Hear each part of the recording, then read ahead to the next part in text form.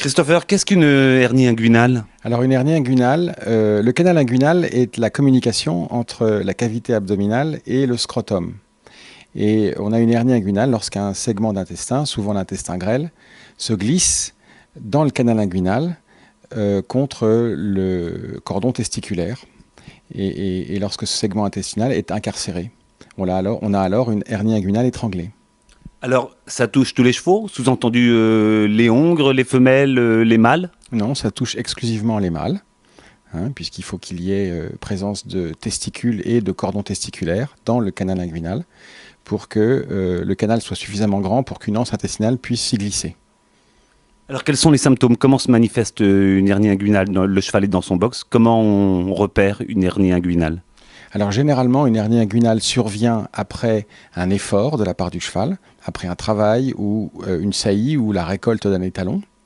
Dans ce cas-là, le cheval est légèrement inconfortable, il présente des signes de colique, pas toujours très violents. Et le signe vraiment caractéristique, c'est le durcissement du testicule, du scrotum, et le refroidissement du scrotum. Le scrotum devient froid. Alors, en ce qui vous concerne, quel est le geste opératoire? Alors, il s'agit de faire une laparotomie exploratrice, c'est-à-dire on ouvre l'abdomen par la ligne blanche, on couche le cheval sur le dos, et puis on vient libérer le segment d'intestin grêle qui est incarcéré dans le scrotum. Et ensuite, le geste chirurgical est plus ou moins complexe en fonction de l'état du segment intestinal concerné. Si on a une nécrose du segment intestinal concerné, il faut faire une entérectomie, une résection de ce segment d'intestin. Alors ça, c'est un geste particulièrement délicat. Oui, c'est un geste qui nécessite beaucoup de pratique et beaucoup d'expérience. Le pronostic n'est pas toujours de 100%. Enfin, Quels sont les risques, notamment pour un étalon? alors, si la hernie inguinale n'est pas détectée rapidement, on risque d'avoir donc une nécrose du segment intestinal avec un état de choc et une chirurgie compliquée avec une entérectomie. On peut avoir une nécrose de l'intestin même si la hernie inguinale est détectée très rapidement après le début de cette hernie.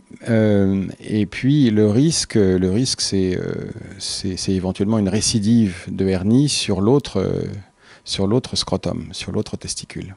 Donc il peut y avoir deux phases, donc une récidive. On peut avoir une récidive quelques mois ou quelques années plus tard, en effet. Alors, quelles sont les séquelles? Un étalon pourra remonter sur le mannequin et reproduire à nouveau? Généralement, ça ne change rien. La fertilité de l'étalon est toujours la même.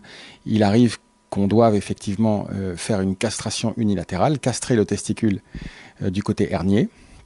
Parfois, on n'a pas besoin de le faire, mais souvent, on a besoin de le faire parce que donc le cordon testiculaire a été comprimé et donc le testicule est nécrosé.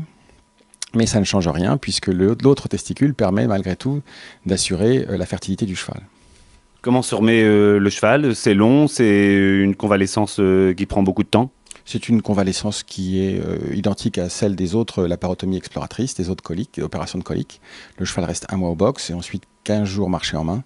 Et avant de retravailler vraiment le cheval et de lui faire la monte, il faut 3 mois au total. Quels sont les petits conseils pratiques que vous pourriez donner à un propriétaire qui a un étalon chez lui et qui soupçonne une hernie inguinale?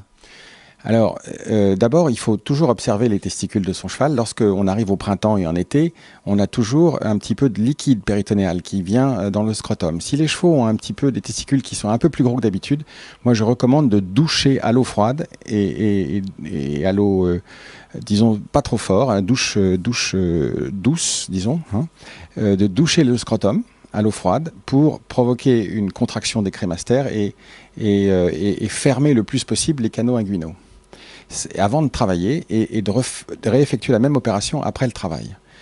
Si on n'a rien observé de particulier sur son cheval, c'est toujours bien de faire une douche à l'eau froide après le travail, de toute façon. Et naturellement, il faut toujours observer son cheval après un travail, l'attacher à 2 longes et attendre qu'il soit bien sec et observer ses symptômes, ne pas le jeter dans le box et l'oublier jusqu'au lendemain matin. Là, on prend un risque. Merci Christopher, merci. Je vous en prie, merci.